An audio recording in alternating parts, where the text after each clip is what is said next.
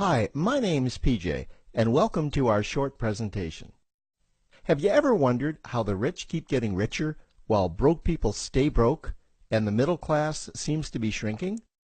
Well, this isn't nearly as mysterious as it may appear when you examine the specific differences in how broke people, the middle class, and the rich spend their money.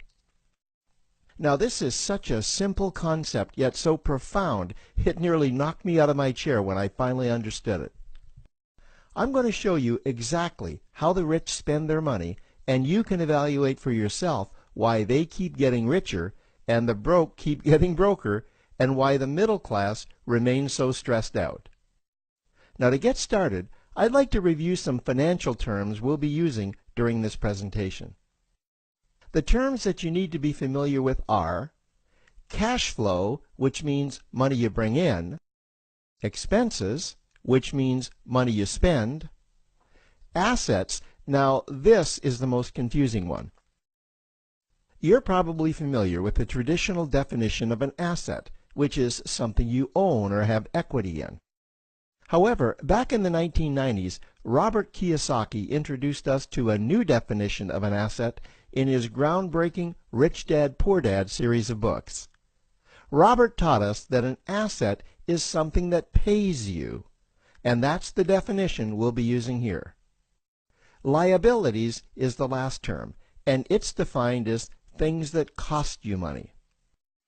As an example, a house is typically viewed as an asset, but can it actually be a liability? Yes, with our revised definition, anything that costs you money is a liability, not an asset. If you have a mortgage, your house is an asset to your banker because it pays him or her every month. But could a house also be considered an asset to you? Yes, in the right circumstances it could, when it pays you money. Let's say you buy a house and you rent it out, and it paid you a positive cash flow every month after all expenses.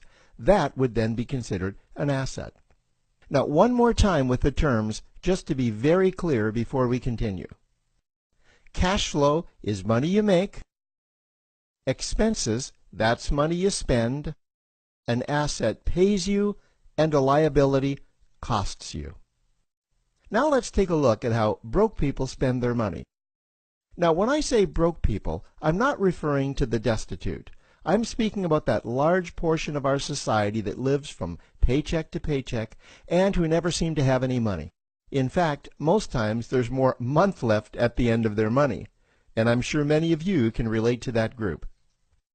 On payday, broke people buy what I'm going to call stuff. Well, what's stuff?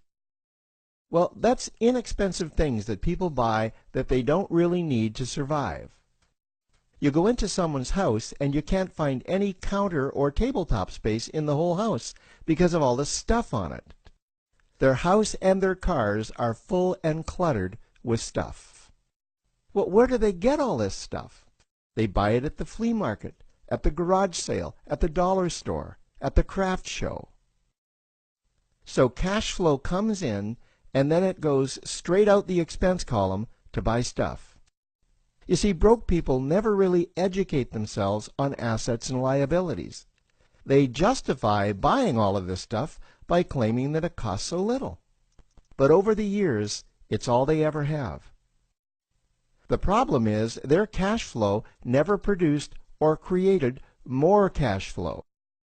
Now, please understand, I'm not undermining or taking any shots at this or any group. I just see a lot of financial difficulty out there, and it really doesn't need to be that way. Creating wealth isn't a mystery, it's a formula. The only reason someone doesn't create wealth is because they either don't know the formula or they don't apply the formula. Now let's take a look at the middle class. The middle class is the group that society mistakenly thinks are rich. They're not. Yes, they typically earn a six-figure income, and many of them appear rich, but it's what they buy with their money that keeps them prisoners of the middle class. What they typically buy are liabilities. Remember the definition of a liability? Things that cost you. By buying liabilities, the money gets pushed up and out their expense column. Liabilities are items like cars, boats, houses, airplanes, credit card debt. Now let's see just how this happens. The middle class gets a nice paycheck, let's say $10,000 for the month. They then split that down the middle and they pay their monthly expenses with half, and with the other half they make a down payment on a new car. The car costs $5,000 down, and after they add on the insurance and the maintenance, that liability now costs $1,100 new dollars every single month. A few months go by and they want a boat, then a vacation home, a Rolex watch on their credit card, a vacation on their credit card. And before you know it, their liabilities have raised their expense levels to near or above their income levels. They actually spend equal to or more than they make, meaning that they have to go to work and make a certain amount of money every single month just to cover their liabilities. The other important issue with both broke people and the middle class is that normally all of their cash flow is dependent on their own effort, meaning that they've educated themselves to exchange their knowledge and expertise for someone's money. Also, the money they earn is usually the highest taxed form of income. Here's an example. An attorney is knowledgeable about law, so people pay him or her in exchange for that knowledge on an hourly basis. The problem here is that if the attorney isn't sharing that knowledge with a client, then the attorney isn't making any money.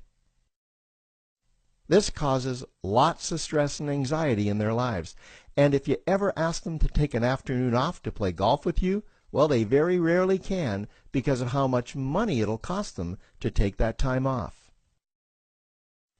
On the surface, life's pretty good. The reality is that it's a roller coaster ride. That's the middle class. Now, I know this group very well because for a great deal of my adult life, that was me. Now let's take a look at how the rich people spend their money. Rich people acquire assets. Again, an asset is something that pays you. If you want to become rich, buy assets that earn you more money. The money cycle looks like this. Acquire assets that produce cash flow, invest the profits to acquire more assets that produce more cash flow, invest those profits to acquire more assets that produce more cash flow. The rich spend their money and acquire things that produce more money. Here are a few examples of assets that produce more money. Investments are the obvious ones: stocks, bonds, real estate. Education is another asset. If you learn how to do something that produces more money for you and you actually do it, that's buying an asset. There's a great quote that goes, "If you think education is expensive, you should see how expensive stupidity is." Another example of assets you can acquire that pay you are cash-generating opportunities, especially those opportunities that can create a passive cash flow. Passive meaning that once you build it up, the money continues to flow whether you're still building it or not. Here's a small example.